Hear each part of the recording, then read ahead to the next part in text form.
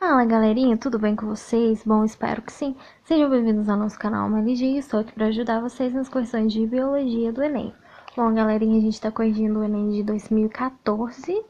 Se eu não me engano, é o caderno azul. Deixa eu dar uma olhadinha aqui no cantinho. Isso mesmo, caderno azul.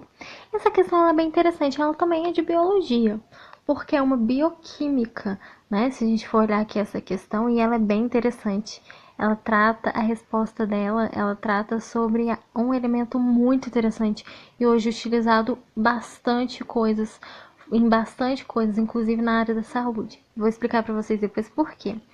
Olha só, e aqui nessa questão nós estamos falando sobre a contaminação microbiana, né, do suprimento da água.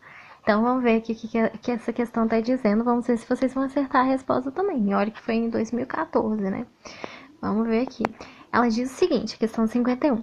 Para impedir a contaminação, essa questão eu achei fácil, né? É de bioquímica, mas ela foi fácil, né? Se você entendesse um pouquinho, não precisava ter cálculos, ela foi fácil. Para impedir a contaminação microbiana do suprimento de água, deve-se eliminar as emissões de efluentes, né? E, quando necessário, tratá-los com desinfetante. Beleza. O ácido hipocloroso, HClO, produzido pela reação entre cloro e água, é um dos compostos mais empregados como desinfectante. Contudo, ele não atua somente como oxidante, mas também como ativo agente de cloração. A presença da matéria orgânica dissolvida do suprimento de água clorada pode levar à formação de clorofórmio, CHCl3 e outras espécies orgânicas cloradas tóxicas. O que ele quis dizer aqui? Às vezes, né, o enunciado é bem grande, a pessoa fica na dúvida, cheia de fórmulas, mas ele quis dizer que através, né, desse processo ainda sobra substâncias cloradas tóxicas nesse processo aí para impedir a contaminação da água, né, aquele disco pelo ácido hipocloroso, quer ver?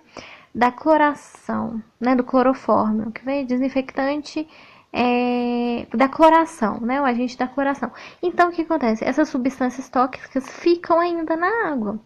E olha só que interessante a pergunta. Ela pergunta exatamente isso aqui, ó. Visando eliminar da água o clorofórmio, né? Que são as substâncias que ficaram durante esse processo, as substâncias tóxicas que ainda ficaram na água, e outras moléculas orgânicas, o tratamento adequado é o quê? Letra A. Filtração com o uso de filtros de carvão ativo.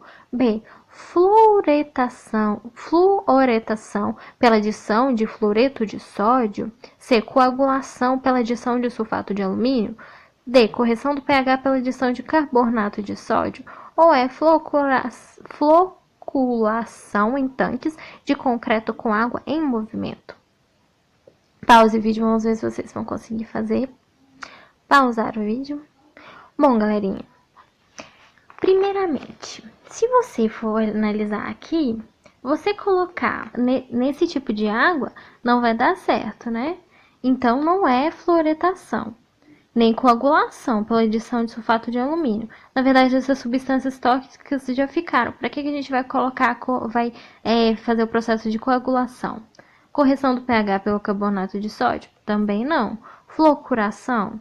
Em tanques de concreto com água em movimento. Ainda colocou movimento só para coisa. Gente, primeiramente, se tem substâncias tóxicas na água, qual que é o principal? Filtrar, isso mesmo, filtrar essa água.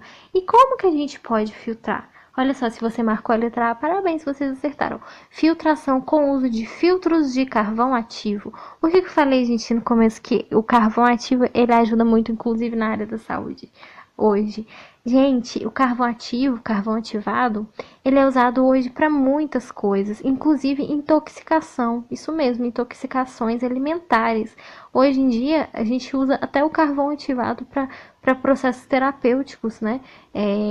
Para lavagem gástrica. Então, aqui a gente está falando sobre filtração de toxinas na água. E olha só que interessante.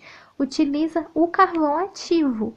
Então, sim, está utilizando o carvão ativo. Por quê? O carvão ativo, ele aqui vai servir como esponja, exatamente para filtrar essas toxinas que estão presentes nessa água, né? Durante esse processo aí de cloração.